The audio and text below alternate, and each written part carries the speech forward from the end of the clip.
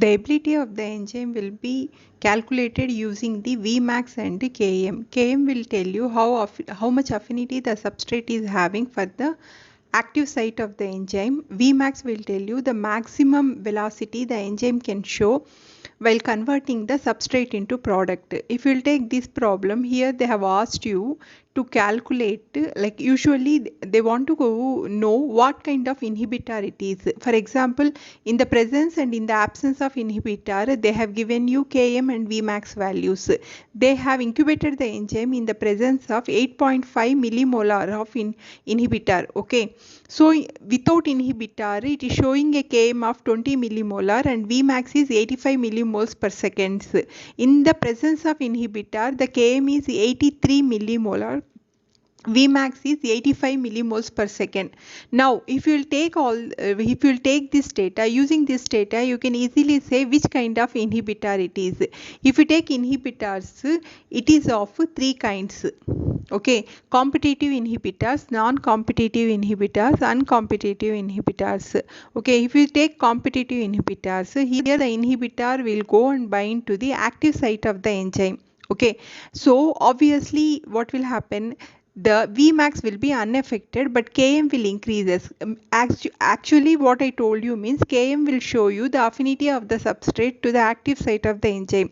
When Km increases means the affinity of the substrate for the active site will going to reduce. Okay, so you need more substrate concentration to achieve the maximum velocity. If you will take non-competitive inhibitors, here it will go and bind to allosteric site. Allosteric site means the site other than active site. Okay, so here the inhibitor will go and bind to a particular location present on the enzyme. This will going to affect the usually what will happen here, Vmax will going to reduce. The reason is because of the binding of the inhibitor to the allosteric site, the enzyme will not be able to achieve the maximum velocity. Okay, but the Km will remain unaffected. Reason is here inhibitor is not binding to active site, actually it is binding to allosteric site. So Km value will not going to change, it will remain unaffected. Now if we will take uncompetitive inhibition, here the enzyme will going to bind the enzyme substrate complex. Okay, so obviously because it is changing the activity of the enzyme, both Km and Vmax will going to reduce. Okay, so based on these values, like how these Km and Vmax values will going to change, you can know which kind of inhibition it is. Either it is competitive inhibition, non-competitive inhibition or uncompetitive inhibition. If you take this value, see here Km is 20 millimolar, Km apparent it is in the presence of inhibitor it is 83 millimolar. This clearly shows that here Km value has increased but the Vmax values has remained unchanged. So if you will take this kind of values, you can easily say here it is competitive inhibition, because in competitive inhibition only you will be having Km increasing, Vmax will be unaffected. Here the inhibitor will go and bind to the active site. Okay, now if you will take the important terminology in this case of enzyme inhibition, Vmax is the maximum enzyme velocity.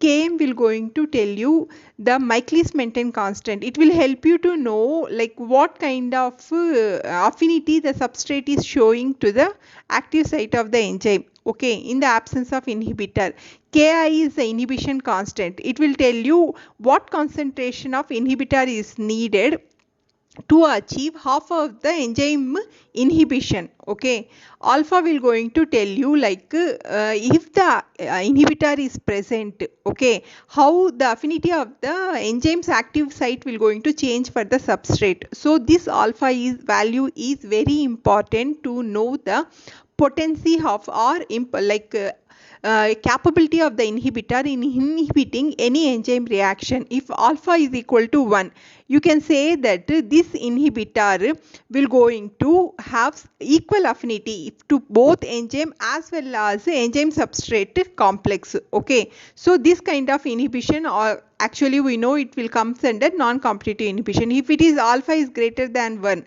okay, mostly this inhibitor will go and bind to the free enzyme, means when the enzyme is there without binding to the substrate. If alpha is less than 1, it will go and bind to enzyme substrate complex. If alpha is very large, means it will go and bind to the free enzyme, so it will going to lead to competitive inhibition. Okay, so based on this value, we came to know that this particular inhibition is competitive inhibition, because Km it is increasing but Vmax it is unchanged. Okay, at the same time, if we will take the second case, what will happen here?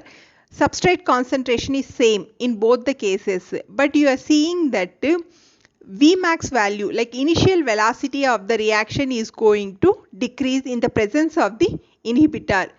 See, if you will take this particular thing, if in here what will happen, Vmax will going to reduce in both non-competitive inhibition or uncompetitive inhibition, but Km will be unaffected. Vmax will going to reduce in non-competitive inhibition. So you must know these values, like how Km and Vmax will going to change to assess which kind of inhibition it is taking place.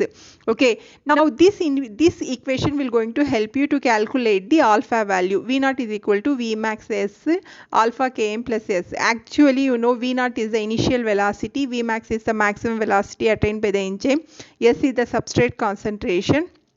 Alpha value will going to tell you how potent the inhibitor is.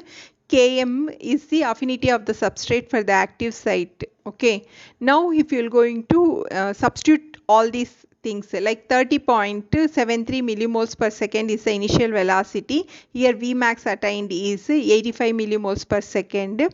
Substrate concentration provided is 47 millimolar. Okay, divided by alpha into, again if you will take Km value without inhibitor is 20 millimolar, plus your substrate concentration, what is given in the problem is 47 millimolar. Here the alpha has been calculated as 4.15.